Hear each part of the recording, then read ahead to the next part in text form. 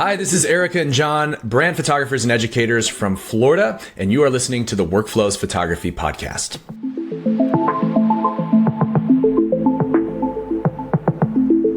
Alora, I'm really excited about this as you are somebody who is now, for years at this point, helping many photographers with their businesses. And so I'm excited to hear what's going well, what's not going well, and all that fun stuff in your workflow. So welcome to Workflows. It's so nice to have you here. Thank you, Scott. I'm so excited to be here. This is a topic I've never discussed before, so I'm really excited to talk about workflow, marketing, all the things.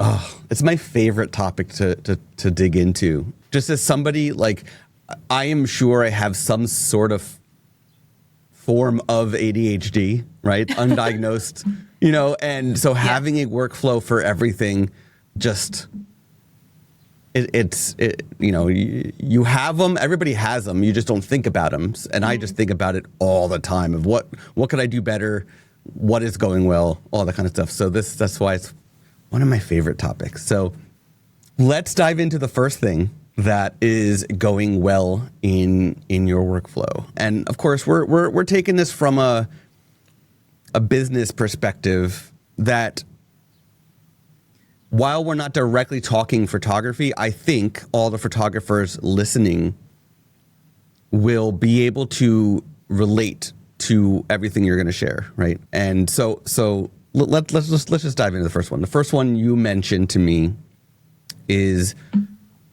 has to do with Notion and creating a hub for yourself in Notion. Now, I'm just going to say I am not a fan of Notion. However, I am a fan of dashboards and hubs and things like that. Mm-hmm. So, when I listen to whatever you're about to tell me, I'm going to be visualizing Google Sheets and that kind of stuff in my head. But I understand you're doing it in Notion. So let me hear all about this. Okay. Yeah, I have tried it. I have tried Google Sheets. I've tried Google Docs. I always lose them. And coming from your perspective, I have not been tested for ADHD, but I am left-handed. So I'm naturally a divergent thinker. So I don't know if I'm really you too. Oh my gosh, it's crazy. Yeah, my dad's left-handed and my sister's left-handed, and then my other sister is like, what the heck? Why didn't I get anything? But yeah, so like naturally, we just think differently. We think in visual. I always say I think in color. You have to explain to me in a way that I can visualize it. If I can't visualize it, like when people say they give you directions and they're like the street, the left, the right, I'm like, lost to me immediately. Like paint the picture, draw the tree. You know what I mean? Yeah. So that's why I like Notion, because I can create databases and I can connect them all together. I could share my screen and show you, all the things. But like, I just love keeping everything in one space because Google Sheets, Google Docs, all the things gets lost personally. But yeah, so I was tired of that specific issue and I decided to go into Notion and be like, okay, how can I build like a centralized CEO hub of all of my data, basically my marketing data, my sales goals. I have a database of all the courses that I'm enrolled in, that I have purchased, the payment plan, how much it costs, how long I have access. Is it lifetime? Is it 12 months?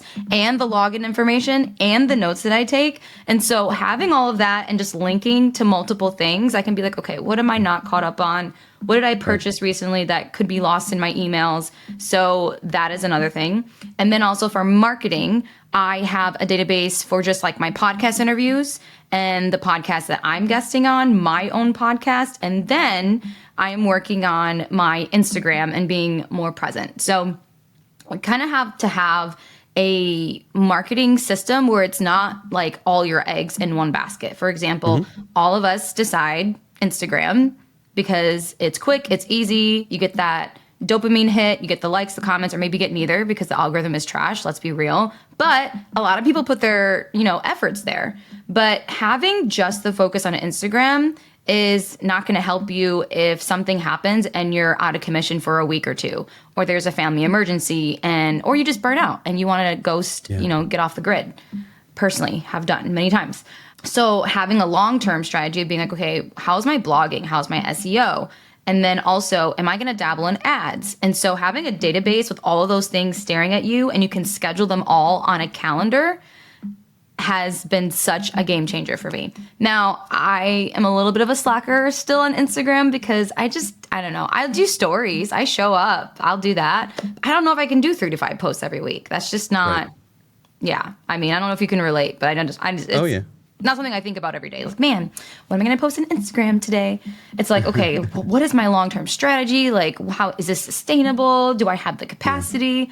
So, yeah, that's how I built my marketing database in Notion. Yeah, and it's nice because talking about like the Instagram thing in particular, having it as a database, and then you can have a different view as a calendar, and you can drag and drop to visualize, how consistent am I on Instagram? So what is my potential? It's a good thing. It's a good solution for sure. Personally, when I do databases, I'm using Airtable. They can connect to each other. They don't connect to each other, I guess, as well as Notion might, depending on the Airtable plan you're in, I guess. But yeah, I don't know. I also feel like, I know not everybody wants to utilize the Google ecosystem as much as we probably are already, but I definitely see Google moving into a Notion. They have been already, right? Moving into a Notion type of solution for people, right? Google Docs have added a lot of Notion features. Google Sheets are adding a lot of Notion features. And there is actually an Airtable alternative that Google has built. So I definitely see all this coming into the Google Workspace ecosystem included in due time. That's my prediction. I see it happening probably by 2026, but we'll see. But it is nice that you have been able to build something that is intertwined and cohesive and visualized enough for everything you have going on, in your business. Yeah. So I kind of want to learn more about the Google universe. So you're saying they're building dashboards then? Or because I know Airtable has interfaces, and I use Airtable to run like my programs. Everybody's a student, they have records, all that stuff is there. Like that's separate. But I'm interested in the Google dashboard bit or whatever they're doing. So Google's Airtable competitor, whatever you want to call it, is called Tables. So it's like Google Tables or whatever it is. And yeah, it has different views and all the same stuff that Airtable does.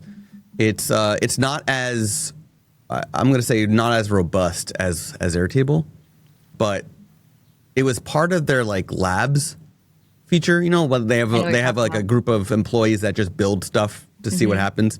It's part of that. So it hasn't evolved publicly in quite some time, but Google knows that people are using Notion, so that they're working on it, right? Yeah. It's just a matter of time.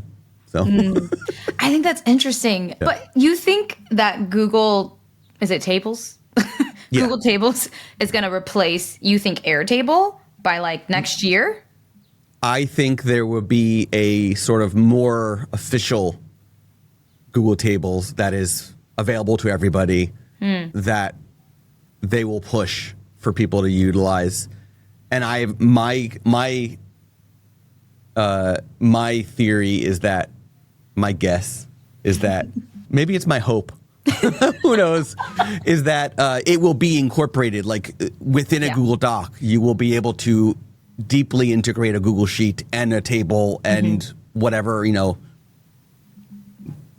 Yeah. So making it a more fluid, cohesive solution. That's my guess. I mean, because the multiple, I don't even know, what do you call them? They don't intertwine with each other. And so you can put them in a Google Drive folder, and that's great. Sometimes it doesn't work, but I just feel like, right now it's like, okay, you have a Google Doc and then you lose it because everybody uses Google Docs. Sometimes I'll just make a Google Sheet just to do a simple calculation because I'm not a math girl. And then that's also lost. So that is interesting to see how that would go. I don't know. Yeah. I mean, now if you launch a Google Doc, you can actually right away choose a template that looks exactly like Notion. So, and you can even, if you're started typing something and you want to reference a Google Sheet or a Google Slide, or you want to reference a Google Form or another Google Doc, you hit the @ sign and start typing like you're mentioning something, and then now you've got that document linked directly. So they're moving in that direction. Huh. That's very. Are you a Google guy? Like, is this? So I definitely fall in the line of I'd rather not use Google as much as I'm using Google, but I'm so deeply in it at this point after years and years and years that it's like leaving is more of a hassle than it is to stay, right? It's at true. that point. So No, it totally makes sense. yeah.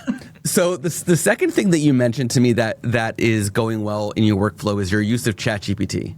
As an AI fan myself, working for an AI company, and someone who's been using ChatGPT for years as well, I love seeing when people intelligently use ChatGPT. So share with me, how are you using ChatGPT in your business?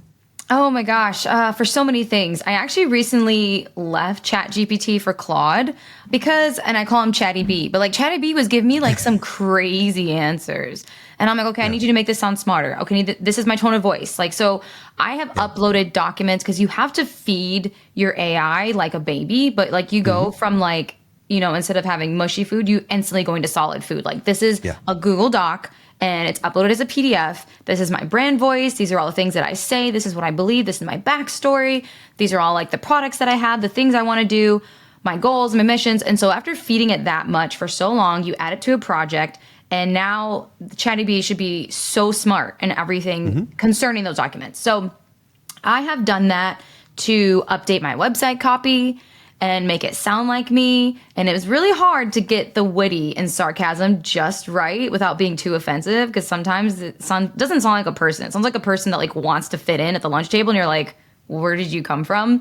But after tweaking for like months and months of that, I feel like I finally mastered the ability to have ChatGPT create my content for me. And I think it's I don't know, like I can have sometimes like I will tweak it a little bit just to make it sound a little bit more like a real person. But for the most part, it's pretty flawless.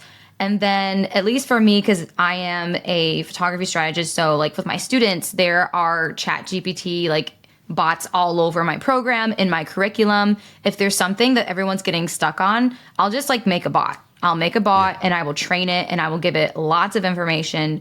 Like I think I usually spend about 5 to 6 hours on a really, really good informational bot. I've created a mindset one where if people just need like therapy, they just need like a quick mindset shift based on what we teach and like all the different methods of like from scarcity to growth, this can't happen for me, imposter syndrome. And so you can literally say, I'm struggling with this. And the bot would be like, boom, boom, boom, boom, boom. Now how are you going to move forward? So that has been helpful. And then creating ones that help you come up with content ideas based on like what your goals are, or just like showcasing your work and being like, what words does this, bring up? Or how does this resonate? What feelings do these images evoke? Because as photographers, we're so close to our work. We're so close to the whole business that sometimes we can't see like the forest between the trees. And so being able to sometimes just like upload something and be like, okay, what's going on? No, that's not connecting. Yes, that is connecting. So yeah, I feel like AI in terms of like not necessarily creating things from scratch, but auditing, cleaning up, and just like making sure that you're not so in your head that you can kind of like offboard it to a virtual bestie in a way. Yeah. You mentioned that you switched to Claude recently. Yeah. What was the differentiation? What was the driver? What was like the last straw that you had with ChatGPT? Good, that's a good word. To make you switch to Claude. Like what did it for you? Oh man, I don't know. I feel like I feed them both. They have like 7 to 8 documents of content, of information, back history, everything. And Chatty B was just giving me such like stuff that I already see online. Like, when somebody puts something through ChatGPT, you're like, okay, that was AI. That was AI. Like, they didn't even put any effort. They just literally just posted that. Yeah. I wasn't trying to have that. I don't want people to look at something and be like, oh, she didn't even like create that or audit it. She just posted it. And so I kept getting the same response over and over, and it kept sounding less and less human. And I was like, I have spent a month training you. And then someone was like, oh, well, Claude it's like more personality or just a little bit more resonant. current, I don't know. The language barrier is completely different to me. So I love Claude. Now they say Claude doesn't have a good memory as ChatGPT, so some people have both. I'm not doing all that. But yeah, I like Claude's answers. And then if it's not perfect, I'll be like, rewrite this, but add a little bit more wit. Take away some of the sarcasm. You're a little mean, and they get it usually within the first 2 to 3 tries. But yeah, I like Claude better for that reason. So 2 things to share. One is I noticed that lately ChatGPT has been adding, I don't know what the symbol is, but where it's like 2 hyphens, but like sort of like butt together, where it looks like one long hyphen. Oh, M dash? Is that what it is? Is it the really long? The really long line. M dash. Yeah. I've noticed that lately it's been using it way more than it ever has. And I don't know if it's because, like, at this point, I've trained ChatGPT to stop using delve and all those other words that are very obvious. Delve, yes. Yeah. And I wonder if it's trying to, like, make up for it by adding these characters. Again, that could be part of the memory thing of it trying to evolve.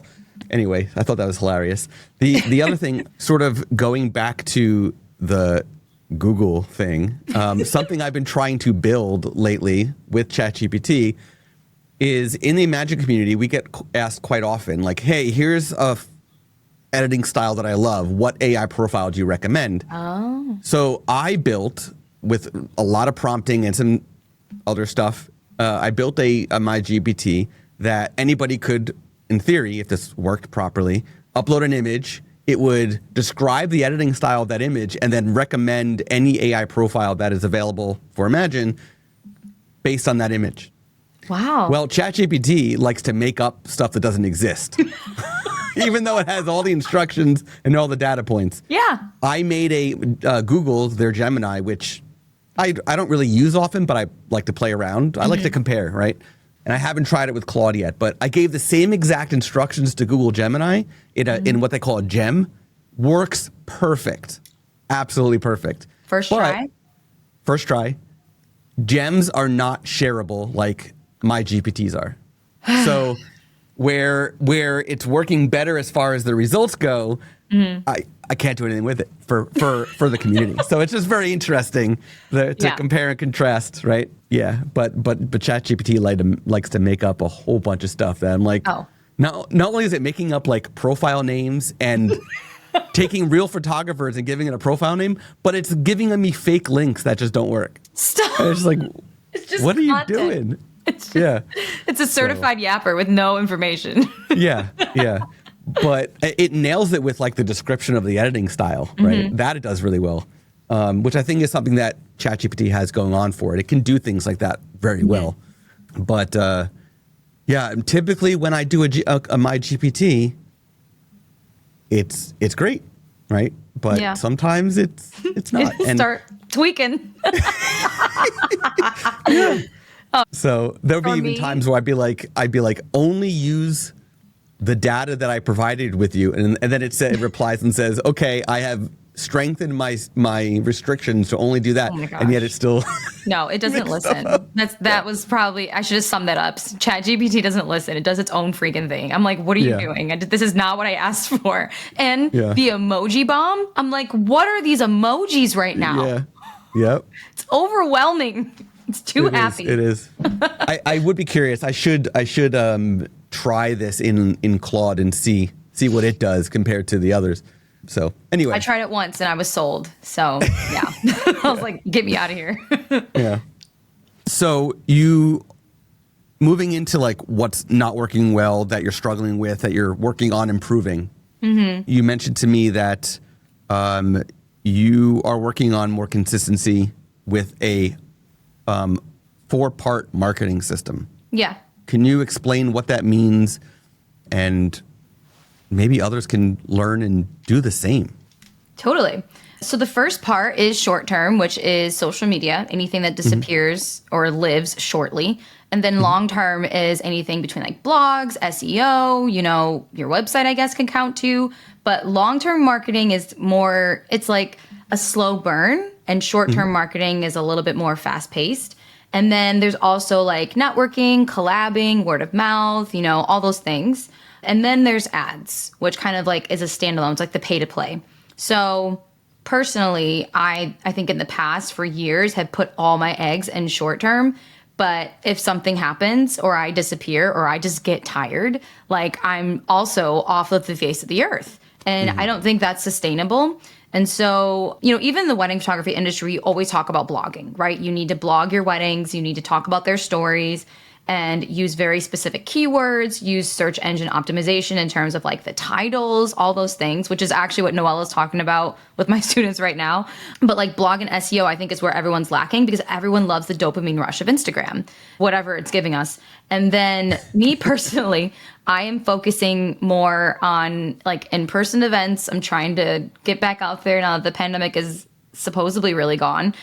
Knock on wood. Let's keep that away. No, literally. It's like, we don't, I know it's been 5 years, but like, don't come back. Like, Yeah, we're good. We don't need you anymore. So good. But yeah, I'm actually coming up with like a strategy plan of being like, what is like my goal behind my posts? What can I do sustainably if I am going to, dip my toe in short term, maybe like 1 to 2 posts a week. But then like I'm putting all of my efforts into like blog and SEO this year, being like, okay, I need to build my house. And I feel like, Instagram is, I don't know, the front door. I don't know. It didn't work out. And so like ads, I want to play around with that too. I'm hearing about Google ads versus Meta ads and how there's differentiation there in terms of pricing. There's differentiation there in terms of like the cost per lead and the keywords. So pretty much that. And having a database where I can color code like, okay, all of these categories are under short term, all of these categories are under long term. So I can look at the color and know, okay, there's a lot of short term, there's not enough long term. Or, maybe we're not doing ads this summer, we'll do ads later. And then also, am I collaborating? Am I doing something, with someone else? Am I putting my name out there? Am I going to am I being visible? And I feel like that's really what marketing is working on your visibility constantly. Because I think that, we think marketing is optional, but it's really not. Because if you don't get bookings, if you don't get inquiries, you don't get bookings, and then you don't make money. Like it starts with marketing and it ends with sales. And so, yeah, that's what I've been working on just for myself. And then with my students too, all of them said, like, actually, we're doing really good with Instagram and Facebook groups are making a resurgence, but I hate blogging. I don't want to do it. Or SEO, what is that? What's a keyword? And so Noella was walking them through like all of their backend and the backlinks and explain the terminology. And everyone was just like mind blown. Because the word of mouth, the client experience, that's easy. Yeah. Like everyone, just be a good person and they'll refer you. But what about all the other things? So it's like looking for the gaps and seeing where you need to make adjustments so that you can have better results. Yeah.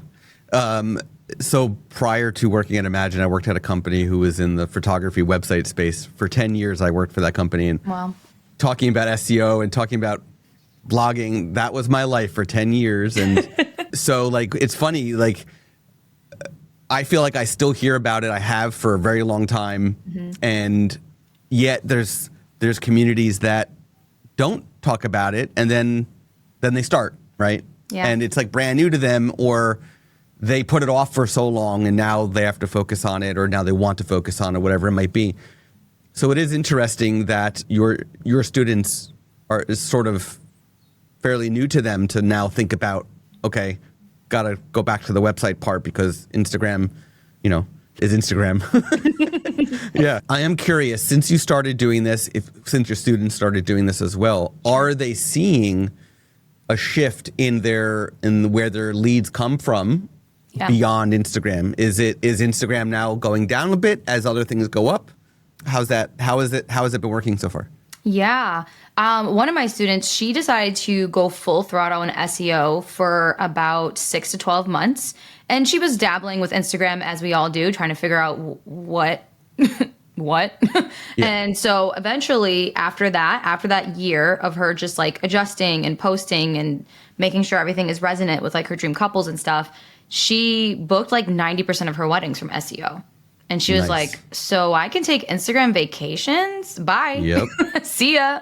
Yeah. So it does work. It's not instant though. Like you have to trust the process. But I feel like, and this is just me in general, like whatever you make work will work. You know what I mean? If you want to focus on this and you're putting all of your effort in that, it's probably going to work. I can't say that for Instagram, but if you find a strategy and it works for you and sustainable, then maybe it will, or maybe you do it in the way that you want to show up. And maybe your energy is different because you want to show up in Instagram stories versus dancing on reels. Or maybe you do talking reels instead of dancing. Whatever it is that seems to kind of work with like your energy, I feel like it's going to work because you're going to put all of your efforts there. And then people just know when you're passionate about something. I don't know. Yeah. It's just my opinion.